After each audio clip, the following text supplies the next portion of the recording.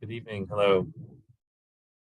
Bear with us just a minute. I'm going to move our captioner and our guest for this evening into the webinar from backstage, and then we can go ahead and get started. Thank you. So welcome back today.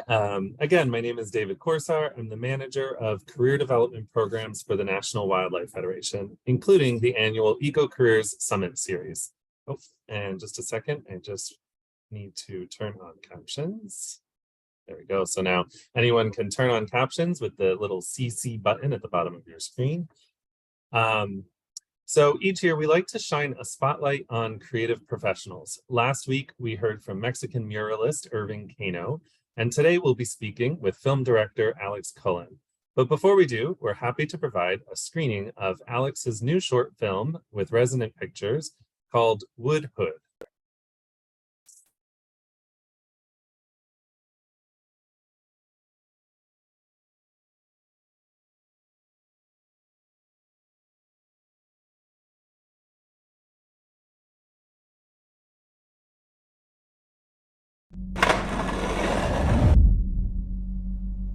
The city is a lot of things.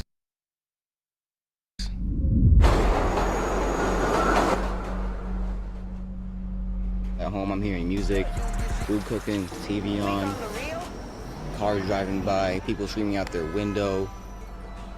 So I can't really go nowhere. I always fantasize about being in a quiet place, alone.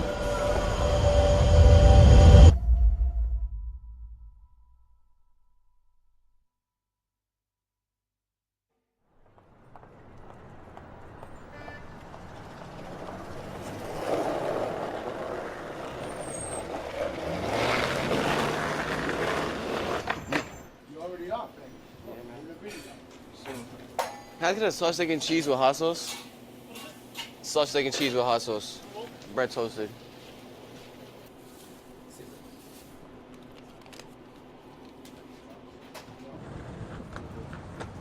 You know what's wrong with today's generation of the skating community? When they see a person that's struggling to skate, they think it's a poser. But they were just like that. I was just like that too. Really, see? Balling, crying. I wanted to quit skating.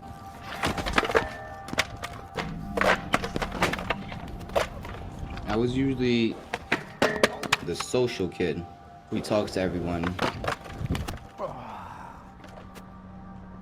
But then I started going down. I didn't like people at one time.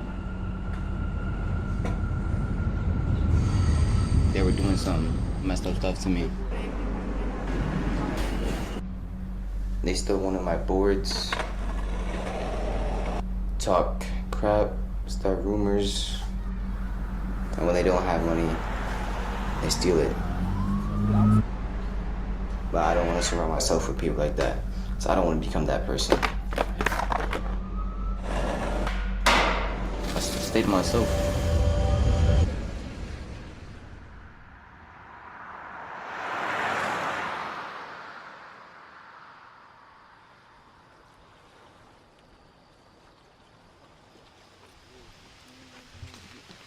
Hurry up, guys. Armani, come, hold this real quick. Got that? What do you mean? What's the issue? Putting this here, right? Money. I might need some help.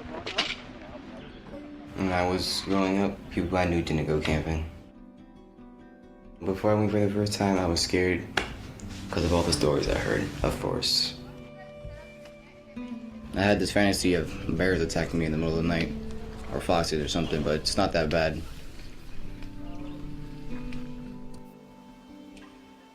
So welcome to Camping to Connect. I'm very excited for what we're gonna do this weekend. You're gonna make new friendships, it's a brotherhood that we're building here, so I'm excited for that.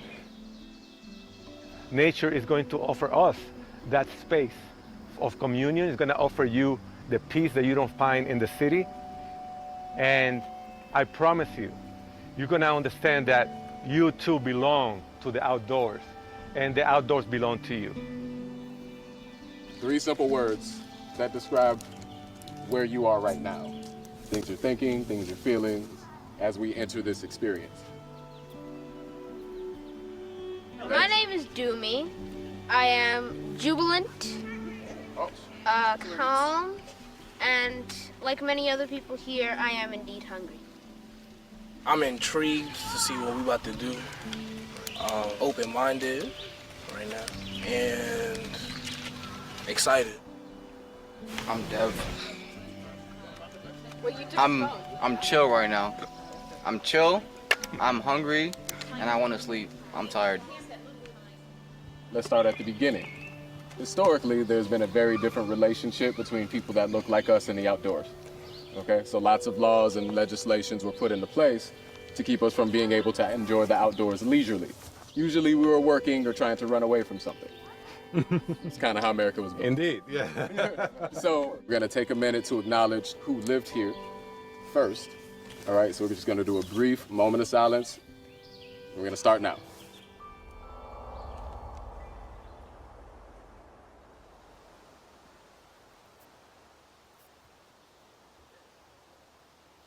So you have these journals, and what I want you to do is write one challenge that you are facing right now. I can't even think of one really off the top of my head. Okay.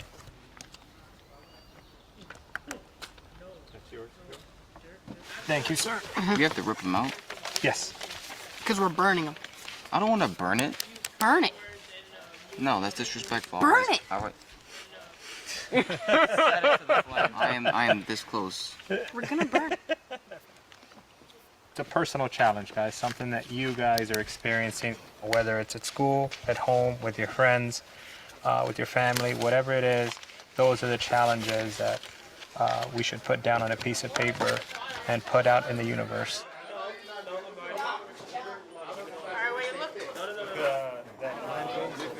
Is he gonna have seconds?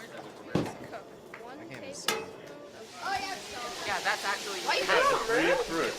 Take the spider. Get him. He likes you. He likes you. You're good. Oh, he's going around. He's You're going good. around. It's a big moment for you.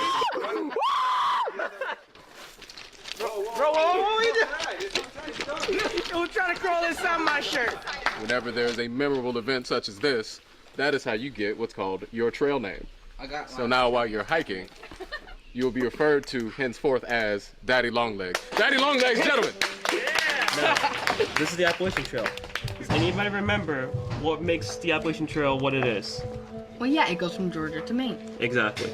Now, remember how much of this is a mile, and then just go from there, all right? All right, that's 1 mile. Uh-huh. That's 2 miles.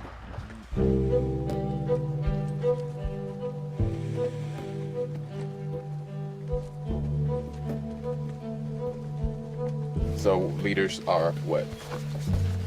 Leaders are courteous, wise, and respectful. Let's go, let's go, let's go!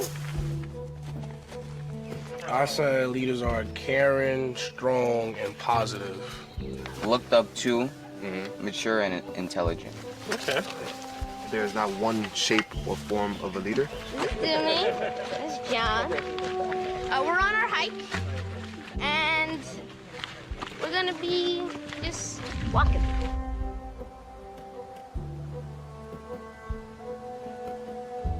These are the experiences that we want you to start to see as normal. Because this is what we're often told we can't do.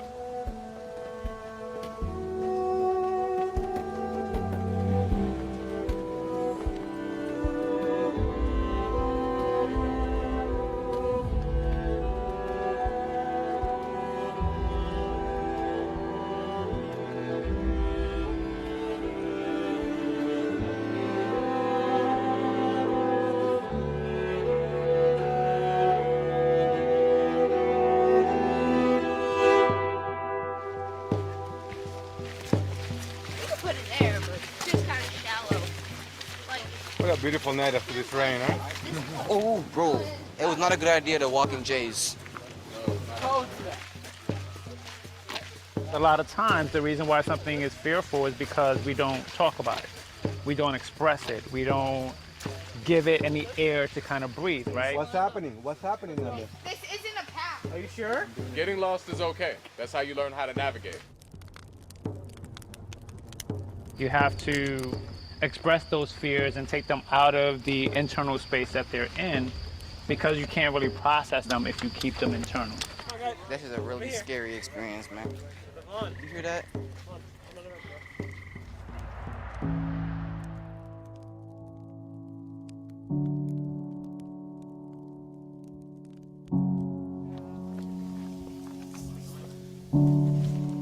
This person's challenge is not communicating well. This person's challenge is swimming. This person feels self-doubt and not feeling good enough. The fear of opening up to people. Death. Finding purpose in life.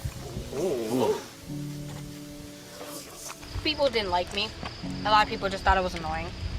And, it just really made me feel alone.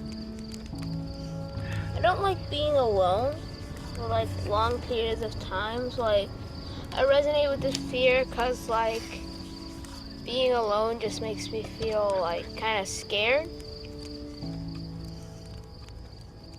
I don't like to, but I think I got social anxiety. I just don't like talking to people who I don't know. At some point, you got to figure out, who do I want to be? So lean into who you are. Lean into that quirkiness. Lean into that thing that makes you unique, right? That shouldn't be something that is a negative. That's what makes you the dope human that you are.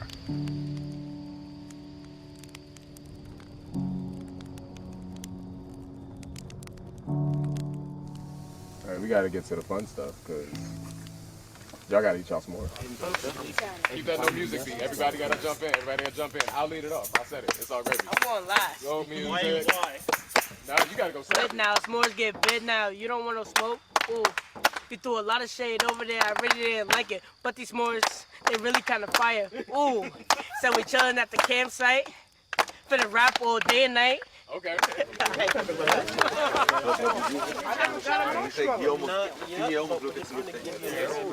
Eating on my marshmallows. Detail of the marshmallows. Unless you want to burn black.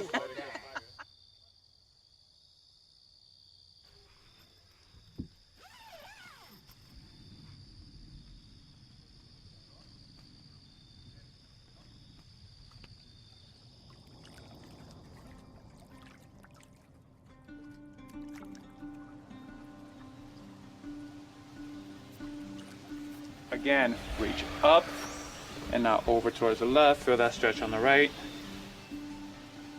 Bring those hands to your chest.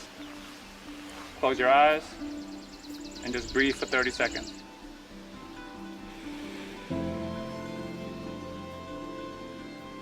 I find brotherhood on this trip is we're all doing something to help us help the other person. I'm doing this for this person. He's doing something for that person. He's doing something for that person. So if you don't do your part, it's like the domino effect. This doesn't get done, that doesn't get done, that doesn't get done. What we're gonna do is you're gonna give one word that describes what your experience has been, and then you're gonna toss it to literally anybody else in the circle who hasn't spoken, and then that's it. I appreciate Mr. Frank over there for talking to me when I was mad and being there for me. And this experience was fun. One word I would say for this experience was exciting. All the stuff I never hiked before up there, and I'm proud that I survived my first night camping. There's a certain level of closing in that we inherently do when we're in closed in spaces all the time. Being in this open space, it allows you to breathe differently. And a lot of these kids haven't had fresh air. One word I would say for this trip is enlightening, because like I really was inspired by nature, and it really helped me like calm down and like consider my life. We're taking things from these experiences that are going to make these young boys into amazing men. Eye-opening, if that makes sense, because I've been here so many times, but at the same time, I'm always doing something new. Always. So, and now I want to do more things. Brotherhood is important because you build bonds with people that you didn't know. On three, camping to connect. They went from strangers to brothers. And now, this is like our hood, basically. This is the wood hood. That's all there is to it.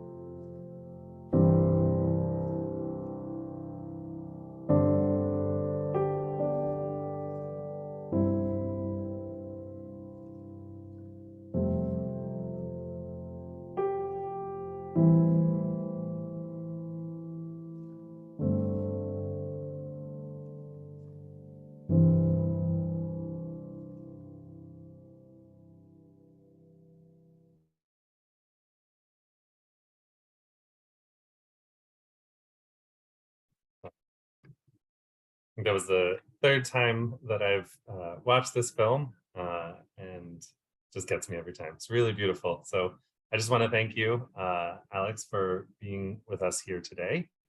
Alex is a director. Oh, before I get started, I do want to encourage anyone to send in questions. You can put them in the chat box or into the Q&A, and we will make sure that we ask those questions.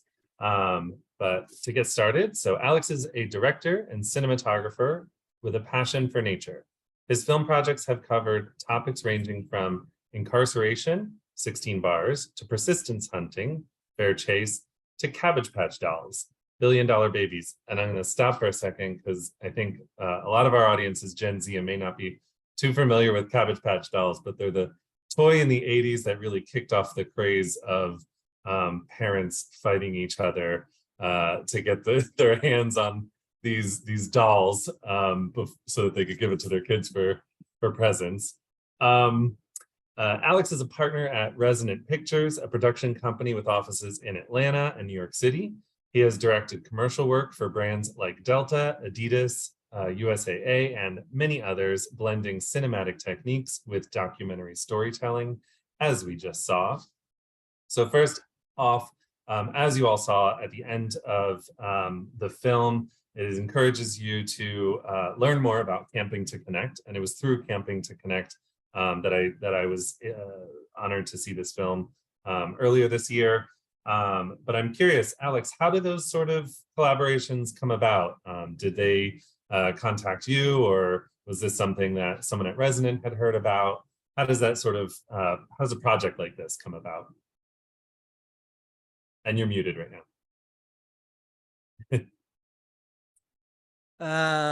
This project came about through one of the founders of Camping to Connect, a guy named Andy Isaacson.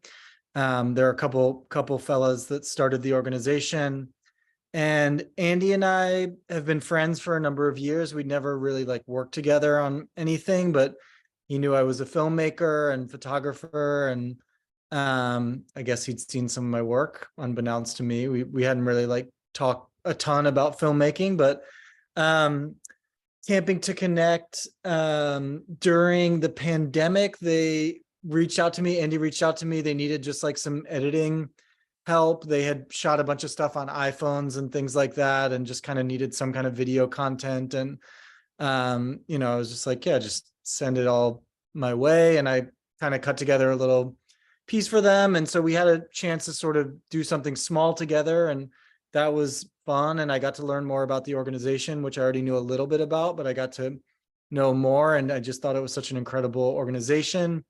And then they got a grant from Patagonia, which I think is a wonderful company for many reasons. And the grant was enough to make a movie, and was sort of set aside, like earmarked, like you can make whatever you want in terms of a piece of media.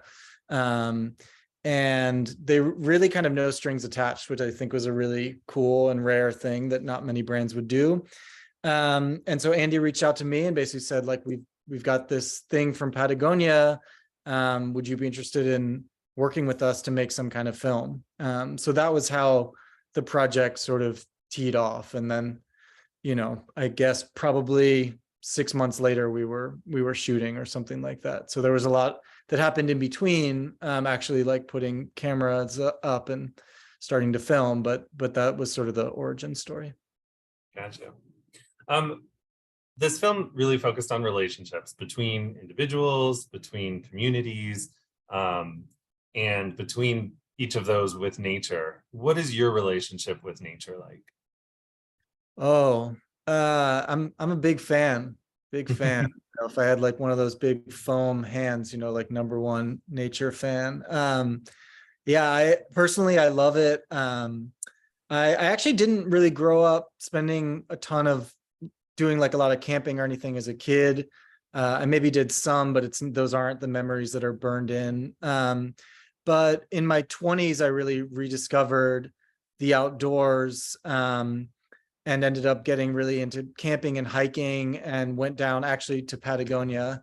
I'm really not just like a corporate shill for them, but again, saying that name, but I went down to South America, ended up doing a really long backpacking trip, and camped a bunch, and just really fell in love with nature, and ended up actually later in my 20s leading outdoors programs for kids. So I took sort of like ages sort of 14 to 17 on 14 to 20 day outdoor adventure type trips, sort of like Knowles, if anybody's familiar with that.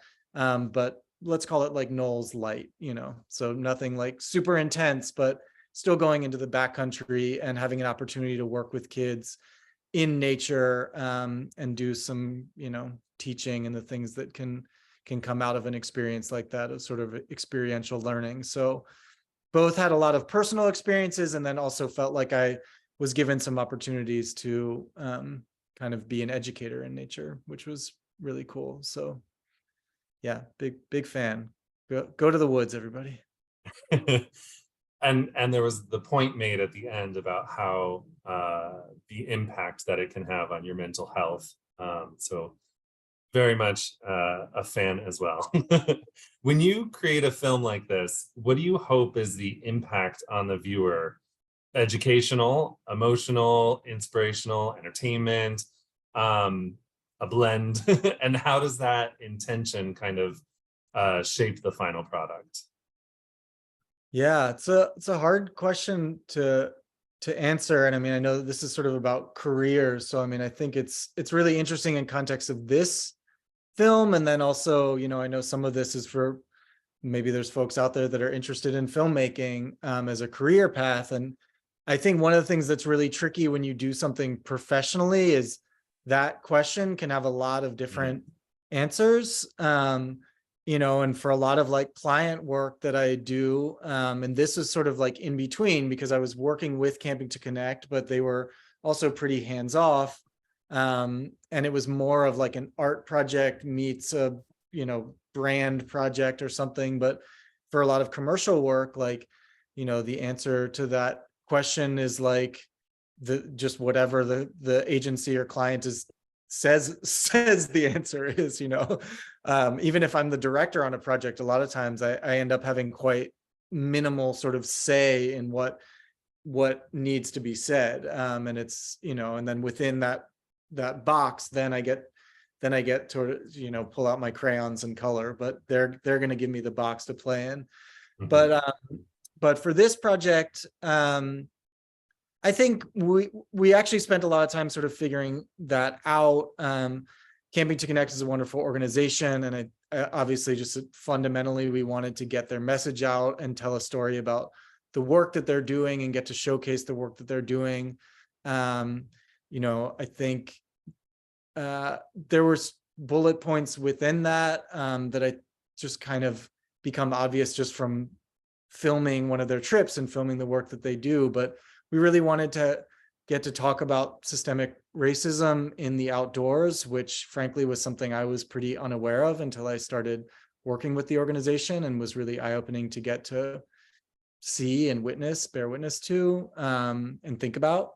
And the importance for the organization of showing that it's BIPOC led, and that these kids are going on trips with men that look like them, and that they can see themselves in, which I think is a really important part of the program.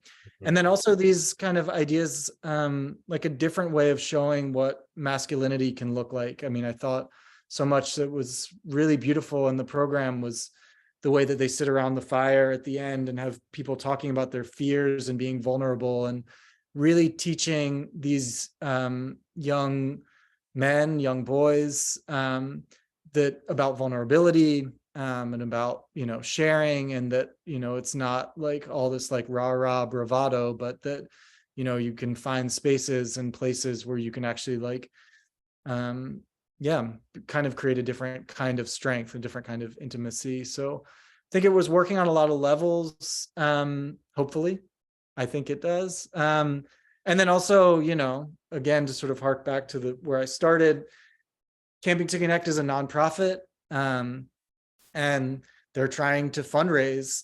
So, in all honesty, like, want to just talk about all the great messaging things, but for them, this is a tool. Like they're showing this to donors. They're showing this to, people that they're hoping are going to write them a check so that they can keep doing this, because all the people that work at Camping to Connect are volunteers. Nobody's making any money doing this.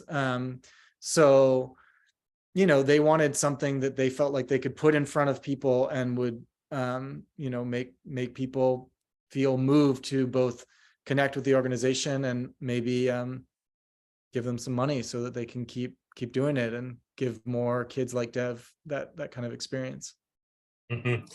That said, it's also won awards. I think it was the Banff Center Mountain Film Festival. Congratulations on that. Thank you. That was cool. More than a promo for sure. Yeah. That was intentional. Sorry.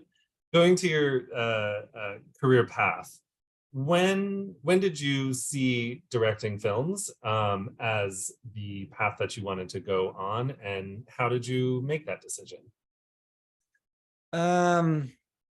Well, like many things in life, it's like a bit circuitous. I didn't grow up knowing that being a director was like a job. Sort of thought when I was just like, I'll be a business person or like a lawyer. That's a job, right? I don't know. I didn't really I wanted to be a basketball player, truthfully, but that didn't work out very well. But I guess one answer would be I was kind of like a failed photographer in some ways. I mentioned that trip that I did where I fell in love with nature and did a lot of camping in South America.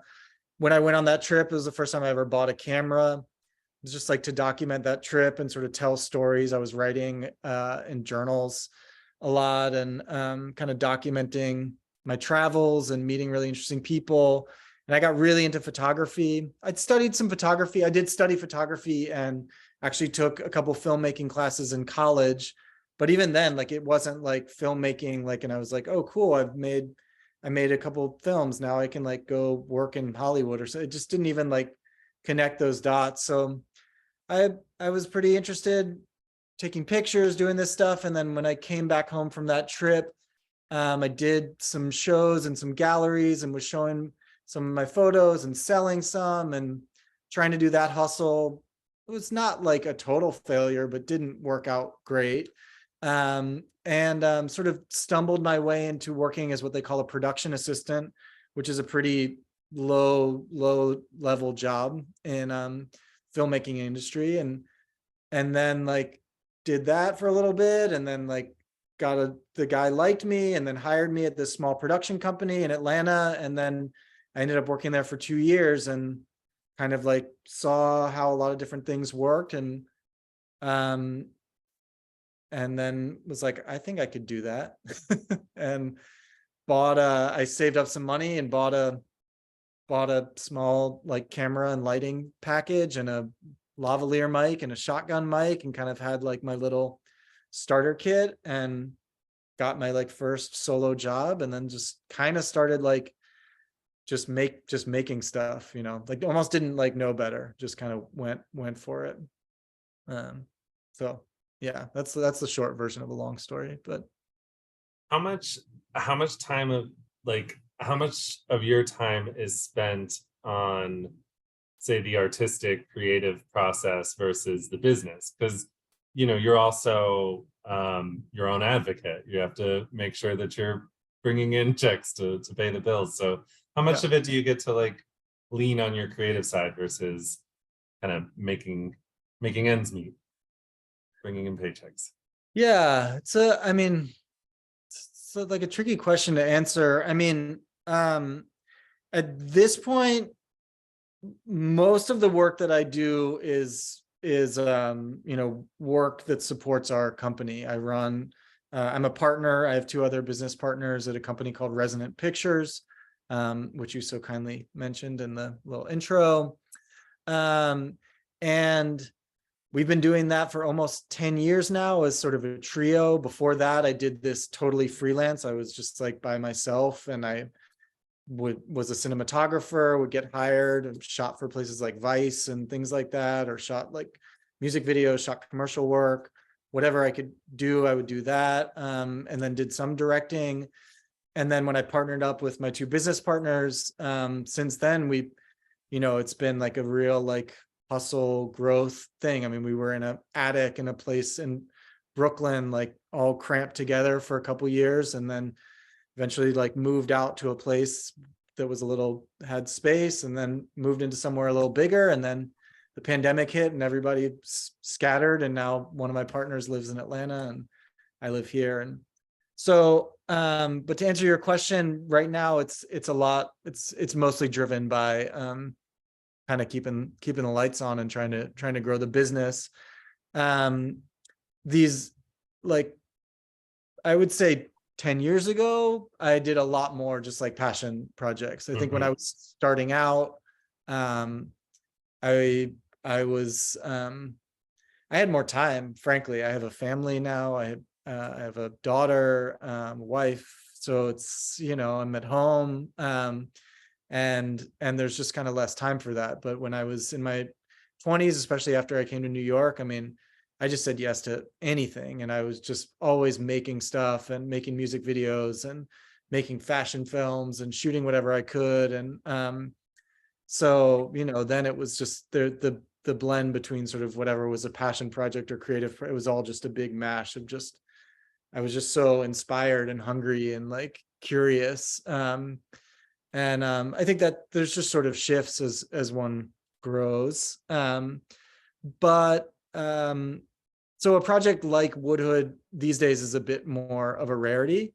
But that being said, plenty of the work that I still get to do as commercial work, I think, has creative components. So it's not like a binary thing of being like, this is art and this is like selling your soul, and neither the two shall meet. Plenty of the jobs that I do for clients, I I really like the work, and it's really interesting. And there's plenty of it that's boring and sitting in front of a computer, just explaining the same idea seemingly over and over again. But plenty of it is really cool, and getting to be on set and collaborate with interesting people. And so I don't know. So it's not an easy question to answer, but it's not all getting to make art these days. Woodhood was a special one, but all the more special because of it. I got to like really sink my teeth into something, and really enjoyed getting to do it because it is more rare for me to do that these days. Have you had other directors that have helped guide you, maybe acted as professional mentors to help you, especially coming together in your transition points of cinematography into directing, of working solo into working with your two partners at Resonant? Have you had any guides kind of to help you along the way? Not really, not really. I mean, maybe, but I think honestly, I think my guides were my friends. I think so much of filmmaking is just such a collaborative sport. It's a real like team sport. I think people may think about it as, I don't know, you can grab your phone now and sort of shoot something, but to make a movie, I mean, even making this film, which is not like super complicated in my world, I mean, I'd say 15, 20 people like touch this in some way, and some more than others. I mean, the editor knows this film better than I do at this point. I mean, he was inside of this thing for months. So, I think, I feel like the people that I've really like have that kind of dialogue with have just been my friends and other people that kind of I came up with. I mean, the guy who, for example, I mentioned the editor, but I've known the guy who edited this film back since, I don't know, like 15, 20 years maybe. And we were like young filmmakers together when I lived in Boston before I moved to New York. So like, and back then we like made some music videos, and I don't know, like what, I don't even remember what we made. Crap. We made crap. But, we were making stuff together back then. And then since then he lives in LA, I live here. He's had a really interesting career path and done some directing and shooting and editing. And we've stayed in touch and like each other's work. And so we still find certain projects where we're like, hey, can you like do that? Can we team up again? And, so I think there's a lot of like that where, people who have come up together, we're always kind of like talking, oh, have you tried this? Are you doing, like, check this thing out. This is cool. I wish I'd had some mentor. I know some people who have, but I think that would have been really helpful. If anybody knows anyone, I'll take a mentor. I think that's probably a great way to go. And maybe if I'd come up more within like the industry or known more people growing up, that would have been an opportunity. There's certainly like generational things like that where you can kind of have somebody who could pass the torch down or take you to a big set and show you how it works. But for me and most of the folks I know, it was just more like DIY style, just kind of try to get a little bigger each time, 2 steps forward, 1 step back, Yeah. And having kind of the components of a mentorship relationship within your community, within the folks that are, as you said, working with and coming back to and sharing what you've learned and ideas with each other. What would you say, what recommendations would you have to, say, students, high school students that enjoy making short films, say on their phone? Like you said, everyone has some of the tools now these days, that see this as a potential path for themselves, a career path for themselves. What advice would you give them? I wish I had like the real words of wisdom, just knowledge to drop here. I think like chasing anything creative, it's just like there's just no like clear route. Like I now I can like look back and be like, oh, that led to this and that led to this. And okay, I see how this kind of all work together. But I think you kind of have to be like, to chase something like this, you have to be pretty open to just, trying different things and kind of going where your gut leads you and where your interests lie. It's like, even in the framing of your question, like, to, filmmaking, like, I mean, it's just even that, like, there's so many different parts within filmmaking, like, there's writers and there's directors and there's people that do lighting and there's people that, there's producers, who are doing all of the back end stuff and the organizational stuff, and there's directors. So it sort of totally depends. And I also think filmmaking of all things right now, I mean, if you look, even in my career, has just changed every 5 years. What is possible has changed. When I started making stuff, we were still shooting like DV tape onto, like camcorders. And then like pretty quickly there was sort of the HD era and it started out where you were still shooting HD, but you shot onto cards. And then, and the cards were a thing. And then all of a sudden it was like, okay, now it's internal into the cameras. Then it was DSLR, like, and it's just, I mean, this period of time has just been a huge revolution in terms of filmmaking. It's gone from being, when I first started, something that like a young person really didn't have a way to get into, to just be like, I want to make a movie, like cameras like $20,000 or something to start out. Like an HD camera when they first came out were so expensive.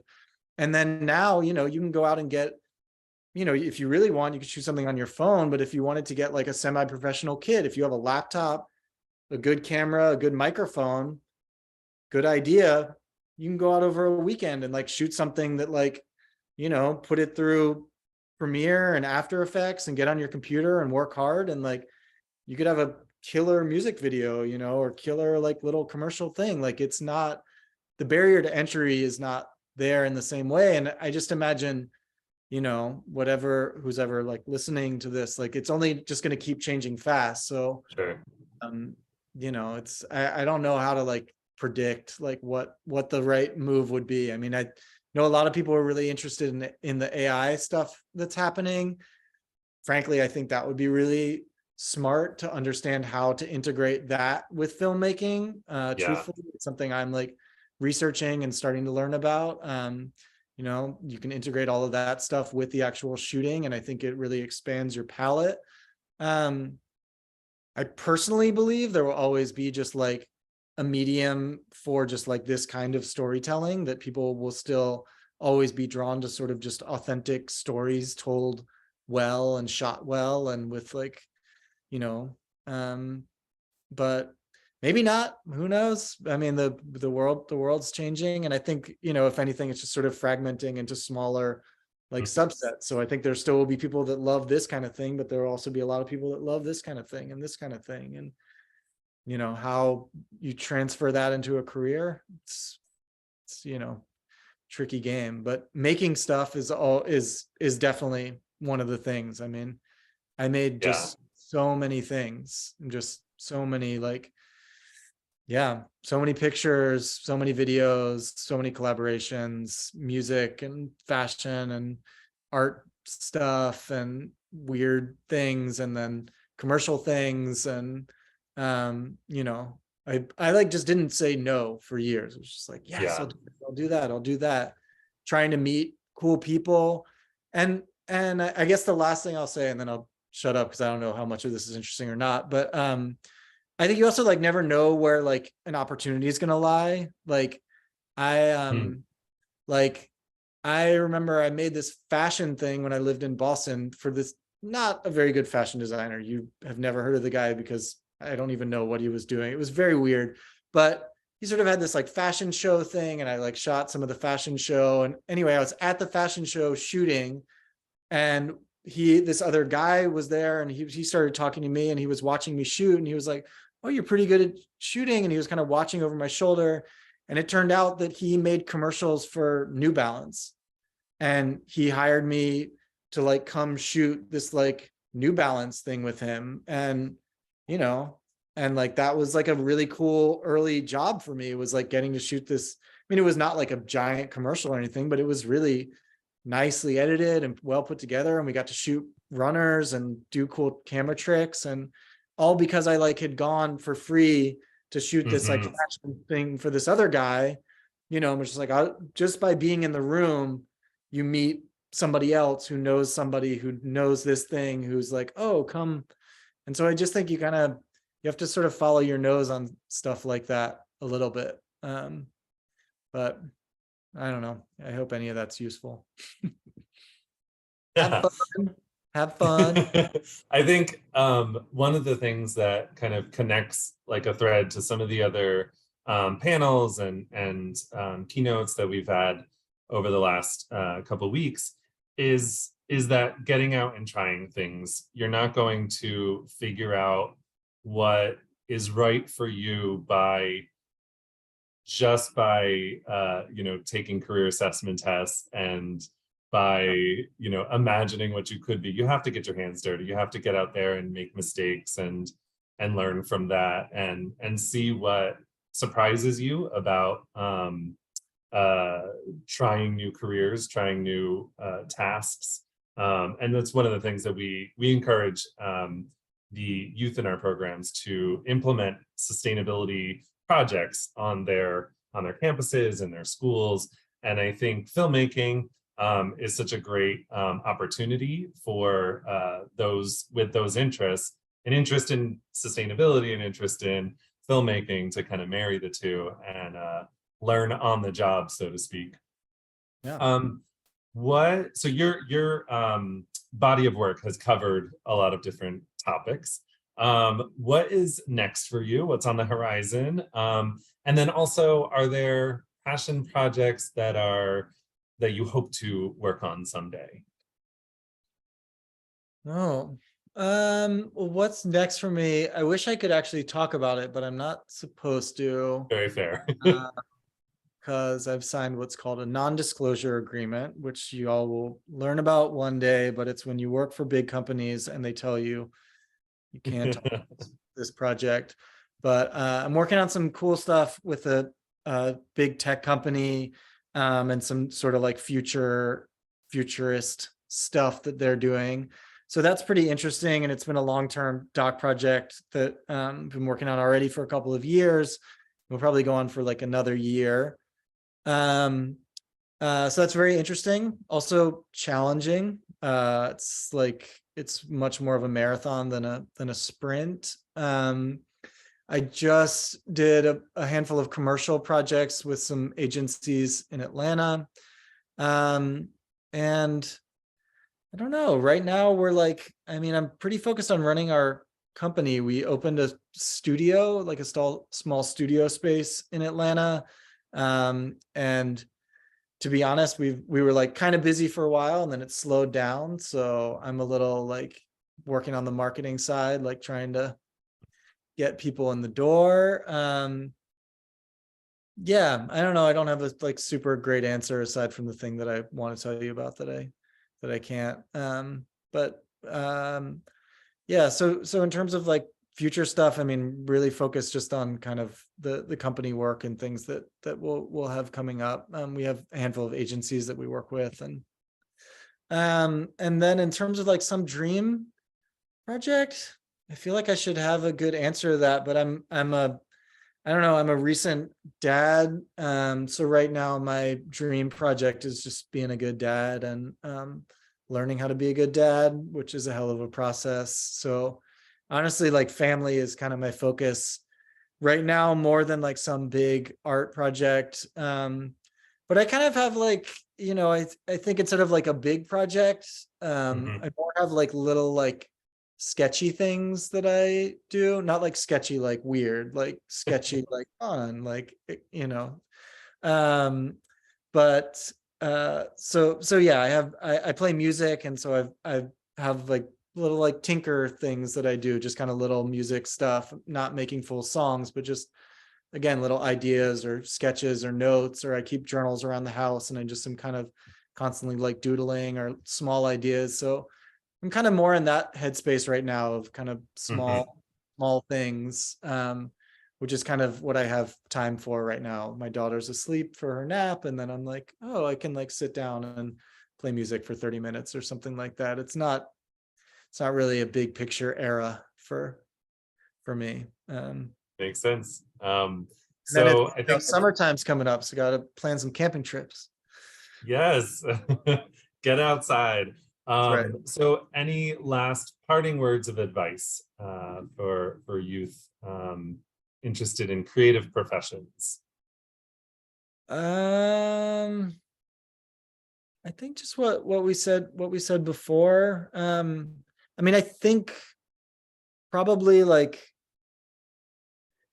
working in the creative world, it's like a blend between, you know, the art and like if you're doing it for your job, it's your job, you know. So I think it's like a fun dream to like, you know, that it's just going to be this all like just making stuff all the time. But you know, a lot, at least in the world that I'm in, you know, there's so much more like meetings and talking about the work than actually like, that's like 90%, 95%. And then like 5% is like being on set and like shooting or being on location and like lensing up and shooting. So, you know, so I think you have to just kind of like take the rose colored glasses off a little bit and just knowing that like if you turn it into your job, it's always going to be this balancing act. And of course some people, I'm sure, figure out how to shift it further and have much more of just the art, pure art. I think those